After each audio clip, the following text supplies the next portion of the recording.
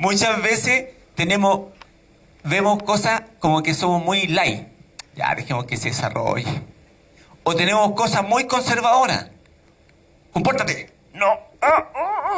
Poco menos. Cuando los dedos a la corriente, sí, otra vez lo así. ¿Por qué? Porque leemos o somos influenciados por diferentes líneas o corrientes psicológicas de hoy en día. Pero lo que debemos aprender que nosotros como padres que debemos enseñar constantemente la verdad de la palabra de Dios. Leemos en Deuteronomio 6:7, dice: las repetirás a tus hijos y hablarás de ella estando en tu casa y andando por el camino y al acostarte y cuando te levantes. O sea, Deuteronomio 6:7 nos dice que siempre los que son padres deben repetir la palabra de Dios. Y los que van a ser padres tienen que acordarse de repetir la palabra de Dios. ¿Ya, Raulito? O sea, no ahora, sí. Yo sé que Raulito va a estar en unos 15 años más o 10 años más. El menor, por eso decimos, si no le diríamos de ejemplo al Jonathan. Pero debemos aprender eso. Lo segundo, dice disciplinarlos cuando hagan algo malo. Dale, no. Disciplinarlos tiene que ver con dos cosas, ¿ya? Vamos a leer en Proverbios 23, del 13 al 14. No rehuses corregir al muchacho, porque si lo castigas con vara, no morirá. Lo castigarás con vara y librarás su alma del Seol. ¿Ya? Una cosa es la disciplina y la otra es la amonestación. Entonces, muchas veces decimos que la disciplina tiene que ver con la vara tenía que ver con el pastor que levantaba a la ovejita cuando se caía. Pero la Biblia habla del castigo físico. Hoy en día no es popular, ¿ya? ¿Por qué? Porque nadie va a escribir un libro, cría a tu hijo con vara, o castiga a tu hijo con vara. O sea, voy a ser denunciado y más encima encarcelado. ¿Sí? Hoy en día no tiene que ver. Ahora, ¿dónde está el problema de que se hicieron mala práctica con la vara? Me recuerdo que mi mamá me decía que mi papi, que era mi abuelito, los colgaba en un parrón y les pegaba con un palo. Los castigaba con vara, ¿no? Bíblico el hombre. Pero, ¿no es cierto? Pero había un tema, un versículo que no se entiende muchas veces, que todo lo que hagamos, hagámoslo con el temor de Jehová. Con el temor de Dios. Cuando no hay temor de Dios, tomamos todo literalmente y lo aplicamos. ¿Ya? Y lamentablemente, hoy en día, la vara, o sea, el castigo físico, nos damos cuenta que las noticias dicen, no, y le pegó y le quebró 3 fracturas, o sea, le fracturó 3 costillas. Y dicen, en realidad, qué terrible castigar físicamente al hijo. Pero la palabra de Dios habla del castigo físico. Y cuando hablamos de castigo físico no nos vamos al extremo, de que vamos a sacar un palo, una vara, como dice, sino que hay un castigo físico que debemos ser equilibrados para hacerlo. Porque si mi hijo más chiquitito, que tiene 2 años, está metiendo los dedos a la corriente y tiene la curiosidad de meter, tengo que pegarle con una cucharita de palo en la manito. Ahora, no significa que me lo vaya al hospital con la mano fracturada. O sea, el equilibrio, ¿ya? Dice, dale con la otra. Disciplina de la palabra griega paideia, tutoría, instrucción, educación. Cuando hablamos de amonestación, es de la palabra griega noutesia, reprensión o advertencia. Si yo le advierto 3 veces a mi hijo, no meta los deditos en el enchufe, y mi hijo, no meta. O sea, tengo 2 opciones: esperar que le dé la corriente, que puede tener consecuencias nefastas, o llamarlo y darle un castigo físico para que no meta los dedos a la corriente. Si hay una estufa de leña, digo, no, tengo 2 opciones: esperar que se queme o darle un castigo. Porque si se quema, conocimos a unos gringos de Australia, unos misioneros anglicanos, bien instruidos en la palabra de Dios, y ellos, no, déjalo nomás. Pero la Lola se va a pegar ahí, se va a quemar en el horno. La Lola era la más chiquitita, bien loquita, la niñita chica así, una rubiecita. Y yo no lo he dejado. ¡Ah! Puro grito nomás, ¿ya? Ellos decían, ya no lo va a hacer más. Entonces ellos tenían una forma de hacer una amonestación con ellos, o un castigo. Pero, como que uno dice, pero ¿y si las consecuencias son más graves? Si se quema y tengo que tener quemadura del grado, ¿cuánto pueden ser quemaduras, ¿no, Fernando? 3er grado, que fue fuerte, complicado. Entonces, hablamos de disciplina y hablamos de amonestación. Y lo tercero que les gusta a mis hijos, no los exasperemos. O sea, no nos metamos tanto. ¿Qué estáis viendo? Ya te dije ya. Oye, ¿a qué hora vaya a llegar? Ya, pues mira, ahorita que vení. O sea, tampoco lo enfermemos de los nervios, ¿ya? La palabra de Dios habla de 3 puntos, que es enseñarles la palabra, disciplinarlos, y no los enfermemos de los nervios, o no los exasperemos. Dice el versículo, padres, no exasperéis a vuestros hijos, para que no se desalienten. Colosenses 3:21. ¿Para qué? ¿Para qué no lo exasperamos? ¿Para qué no lo enfermamos de los nervios? Para que no se desalienten. Para que el aliento que tienen, la fuerza que tienen de hacer cosas con nosotros. Ya, no, es que mi papá me deja enfermo de los nervios. Hijo, venga a ayudarme a medir aquí esta parte. No, pero mira, hácete vaya. Yo lo dormía. Hácete vaya. Pero ¿cómo no voy a entender que es del árbol para allá? ¿Pero cuál árbol si veo 10? Pero véase, ¿cómo? O sea, entonces, ¿sabes lo que hace mi hijo? Deja ir a jugar a la pelota mejor. Y yo digo, ¿qué parte no entendí de no desesperarlo? Padres, no exasperéis a vuestros hijos para que no se desalienten. No los enfermemos de los nervios. ¿Hay papá? No hay papá, sino que uno como papá empieza a exasperar al hijo, a enfermarlo de los nervios. Pero estudia. ¿Sí? ¿Y cuánto estudiaste? ¿Y leíste esto? A ver, deja revisarte. Es como hasta uno se enferma de los nervios, digo yo. Entonces, ¿estudiaste? Sí. Ya, estudió. Después en la prueba se supone que me va a traer la nota y me dijo la verdad. Y un 2 no reflejó que había estudiado. Hijo, ¿qué pasa? ¿No es cierto? Pero nosotros tenemos que aprender también a confiar en nuestros hijos, a darle aliento y a darles confianza. 3 principios, ¿no es cierto?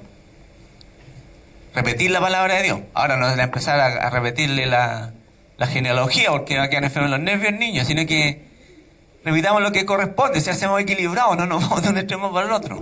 Disciplinarlo y amonestarlo y no desesperarlo.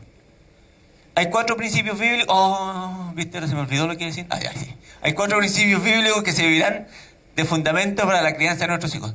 Hay muchos principios bíblicos, hay muchos. Ya, pero vamos a dar 4, porque vamos a tener respeto por el tiempo. ¿Qué hora es?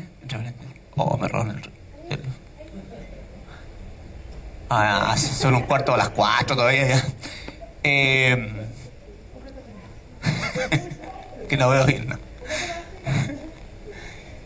Y uno de los principios bíblicos que vamos a revisar ahora tiene que ver con que los hijos son una bendición, no una maldición.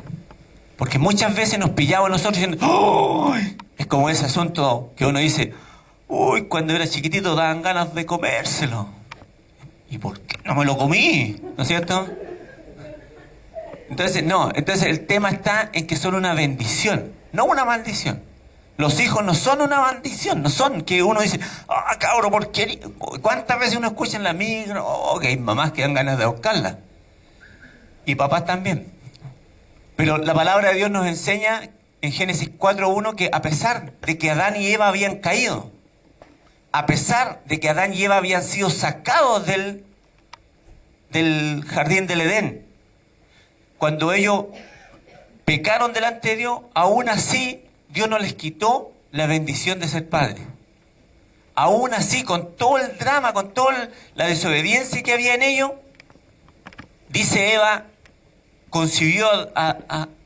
dice Eva, por voluntad de Jehová he adquirido varón. Por voluntad de Dios.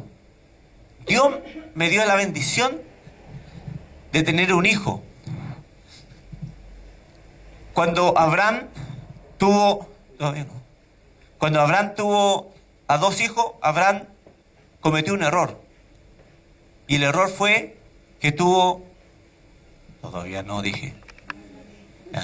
Y Abraham tuvo la bendición de tener un hijo que se llamó Isaac. Pero también tuvo un hijo que se llamó Ismael.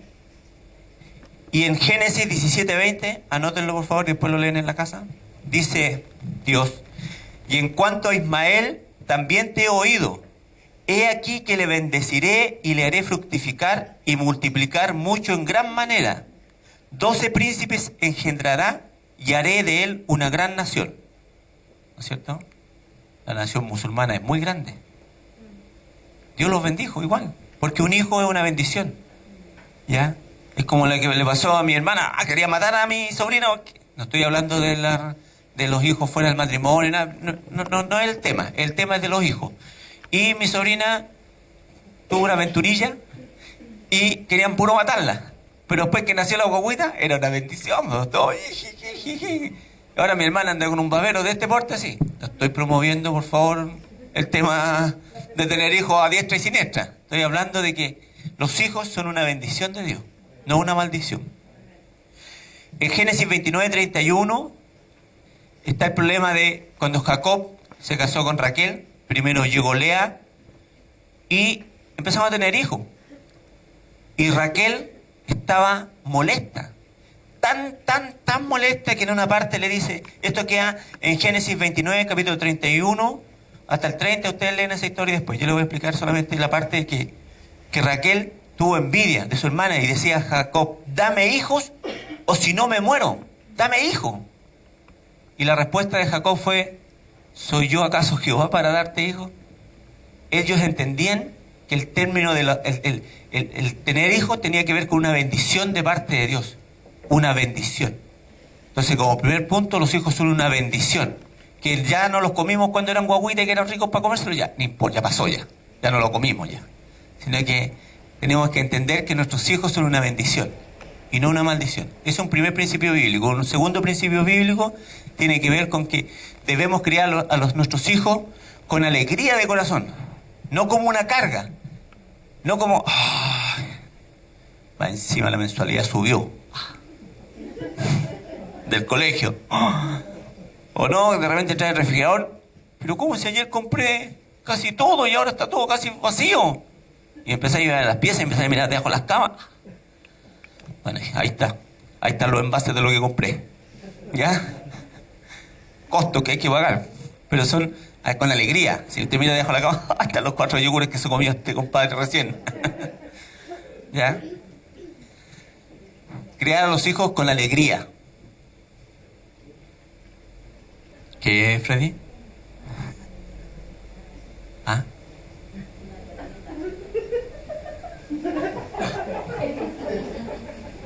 Vamos para en el escándalo. Al criar a los hijos debemos hacerlo con alegría. En Proverbios 29:17 dice, corrige a tu hijo y te dará descanso y dará alegría a tu alma. ¿No es cierto? Y cuando hablamos de corregir no significa de golpear, no significa no significa nada, ¿ya? Sino que tiene que ver con alegría, ¿ya? La crianza de los hijos es difícil mientras nosotros lo hacemos difícil, ¿ya? Cuando nosotros nos apartamos los principios de Dios, cuando nosotros empezamos a buscar terapias alternativas, psicólogos, que de repente los psicólogos leen libros que fueron escritos por hijos del diablo, fueron compadres, fueron tipos que totalmente anticristianos, ¿ya? Freud, fueron tipos que no tenían ningún precepto bíblico, ¿ya? No con esto voy a hablar de mal de la psicología, porque cuando la psicología está al servicio de la palabra de Dios y el enfoque en la palabra de Dios, es un buen psicólogo. Pero cuando empiezan con las terapias que dijo y que el conductismo, y que no, vamos a hacer la terapia self, ahí empiezan los dramas, ¿ya? Dice el tercer principio, si no me equivoco. Sí me equivoqué. El Jueces 2:7-10 dice, se levantó una generación que no conocía a Jehová. Y hay una parte de la Biblia que Leví era un sacerdote, el que crió, o el que Samuel estuvo a los pies de Leví. Y Leví tuvo 2 hijos. Y dice la palabra de Dios, le dice a Leví un día, ha venido juicio contra tu casa, porque no has estorbado a tus hijos. Y tus hijos han sido la vergüenza para Israel. Y vino juicio contra la casa de Elí. Y muchas veces nos viene juicio a nuestras casas porque no hemos amonestado a nuestros hijos. No le hemos repetido la palabra, no lo hemos disciplinado y lo hemos exasperado. Y llegó un momento en que nuestros hijos fueron una vergüenza. Y Y uno de repente ve familias que lamentablemente no han sido modelos y no han corregido a sus hijos, y lamentablemente esa generación no conoce a Jehová. Se levanta esa generación y no conoce a Dios. Y uno dice, uno conoce a Dios, dice Señor. Y la idea de uno es que uno fue creado para glorificar a Dios y que los hijos conozcan a Dios. Y muchas veces, por ser nosotros no somos diligentes en la palabra de Dios, la generación que viene no conoce a Jehová.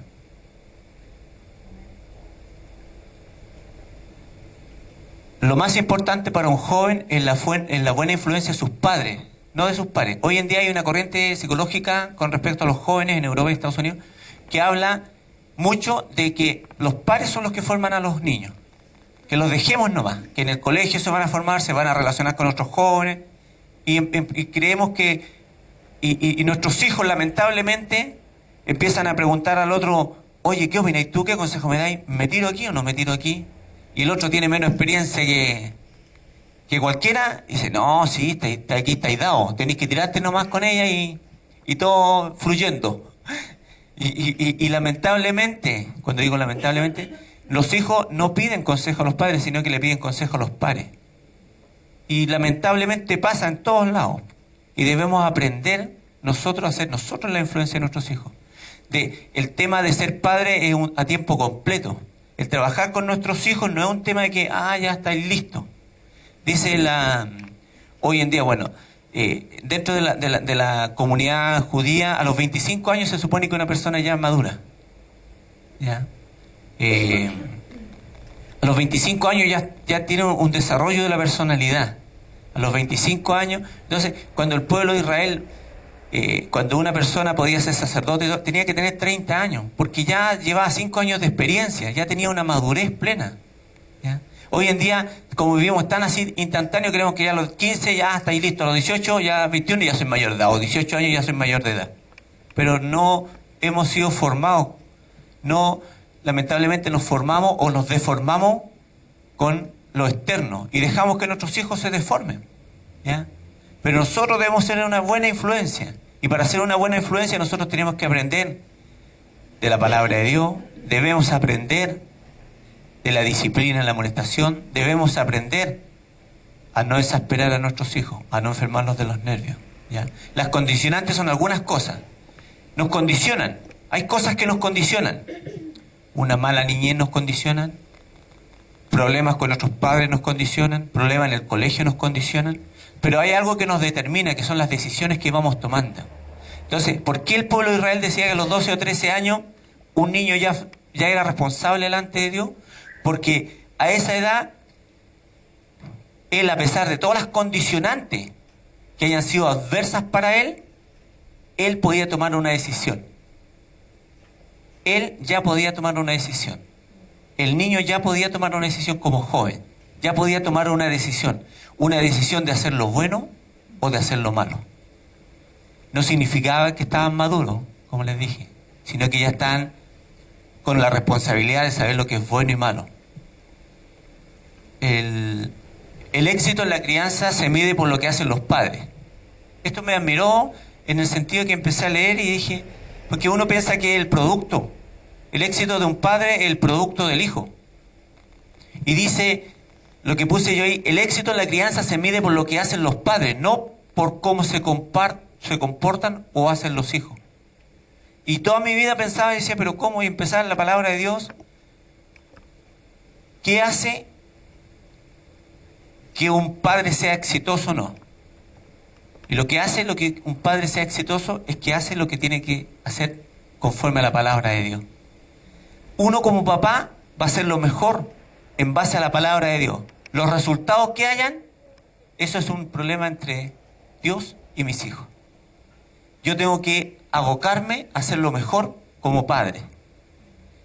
Como salgan mi hijo, hay condicionantes, como decían delante, factores protectores, leer la palabra de Dios, pero si mal no recuerdo, yo vengo de una familia, un papá que no fue cristiano. Muchos de nosotros probablemente sea así. Y lamentablemente vemos a muchos que están presos y que vienen de familias cristianas. Si no, vayan a ver a la cárcel cuando empiezan a llamar al Emanuel, al Josué, al Isaías, a todo eso cuando dicen a la reja, y uno dice, Parece que están en tiempos bíblicos, tanto en nombres cristianos. El éxito en la crianza se mide por lo que hacen los padres, por lo que cada uno de nosotros puede hacer con respecto a lo que dice la palabra de Dios. Y la palabra de Dios dice que debemos leerle la palabra de Dios a nuestros hijos, disciplinarlos y amonestarlos y no exasperarlos. Cuando hablamos del éxito, leí en un comentario que decía: la instrucción temprana inculca hábitos de por vida. Los padres deben insistir en este camino, en la enseñanza de la palabra de Dios, hacerla valer como una amante disciplina, de forma coherente a lo largo de la crianza del niño. Eso es lo que debemos hacer nosotros. Como nuestros hijos salgan, ya no es un problema de nosotros. Se supone que nosotros al darles buenos hábitos, todo, va a haber un resultado. Veamos la otra. Como decía anteriormente, la salvación de nuestros hijos es algo que ha de ser resuelta entre ellos y Dios. Y como tiene que ser resuelta entre ellos y Dios, ¿ya? Debemos cada uno de nosotros condicionar, hablar, dar buenos hábitos, para que ellos tomen una decisión correcta. Dale nomás. ¿Ya? No tan rápido. Eso. Para muchos de nosotros, como primera medida, es volver a los caminos de Dios. Una vida de oración, le puse lectura de la Biblia, pero después le puse, estudio de la Biblia, porque cuando hablamos de lectura, leemos 2 versículos y cerramos la Biblia y nos quedamos dormidos. No lectura, estudio de la Biblia, devocionales familiares, ya que si nuestras propias prioridades en la vida son erróneas, no podemos esperar enseñar a nuestros hijos lo que ellos tienen que aprender. Hagamos un análisis en nuestros propios corazones. Cada uno de nosotros en el corazón debe saber qué es lo que ha hecho mal y lo que ha hecho bien. Y lo que ha hecho mal, pedir perdón por lo que ha hecho mal. Y lo que ha hecho bien, darle gracias a Dios. Y confiar en que Dios, si uno de los propósitos es que nuestros hijos se salven, que nuestros hijos conozcan a Dios, si ese es uno de nuestros propósitos, es poder volcarnos en oración a Dios. Porque muchas veces uno dice, pues se le enseña así, así, así. Entonces, como dice, ya, un milagro nomás puede cambiarlo. Entonces, creer en el milagro de que lo que hemos hecho por nuestros hijos con el temor de Dios puede ser fructífero para ellos. Dice, de nada servirá enseñar a nuestros hijos principios bíblicos si vivimos una vida que contradiga lo que estamos enseñando. Nosotros tenemos un mundo construido en nuestro cerebro. Y cuando leemos la Biblia, o cuando nos hablan, o cuando nos dicen cualquier cosa, nosotros pensamos, así debe ser. Pero debemos aprender un solo principio, y el principio es que nosotros debemos vivir bajo los preceptos de Dios. Si nuestra vida, estilo de vida, es totalmente diferente a los principios de Dios, o si lo disfrazamos de los principios de Dios, como les decía, si yo le digo a mi hijo que tiene que ser honrado, y yo estoy colgado en la luz, o sea, hay una contradicción entre lo que hago y lo que digo. Debemos aprender, cada uno de nosotros, a estar bajo el enfoque de lo que dice la Escritura. No lo que diga un psicólogo, no lo que estoy diciendo yo aquí, no lo que diga los demás, sino lo que usted ha aprendido con la palabra de Dios, lo que usted conoce de la palabra de Dios. Tenemos 3 aspectos que son los relevantes para criar a nuestros hijos, que son leer la palabra de Dios, enseñarles la palabra de Dios, disciplinarlos y amonestarlos, y no exasperarlos. Y en base a eso tenemos 4 principios que son que los hijos son una bendición, no una maldición. Y nosotros, nuestros hijos no son hijos, no es porque fue mi hijo, sino que es algo que Dios me dio para administrar. Una persona que Dios me dio para administrar en sus hábitos, para que más adelante pueda servir o conocer. Debemos hacerlo con alegría, no como una carga. El éxito se mide por lo que hacemos nosotros, no por cómo se comportan nuestros hijos. Y que lo más importante para un joven es la buena influencia de sus padres, no de sus pares. Esos 4 principios bíblicos debemos aplicarlos cada día y poder vivirlos nosotros primero. ¿Ya? No sacamos nada con nosotros estar viviendo un estilo de vida totalmente ajeno a la palabra de Dios y querer creer que nuestros hijos van a conocer a Dios. Cuando me dijeron que hablara de los hijos, busqué de los jóvenes y muchos detalles, pero lo más importante tiene que ver con lo que dice la palabra de Dios, más que cualquier cosa. Cuando usted lee la palabra de Dios se va a dar cuenta que aquí es como no hay mucho material para cómo ser padre, pero lo que hay es suficiente para enseñar a un hijo. Que Dios les bendiga. La última dice, Dios te bendiga. Amén.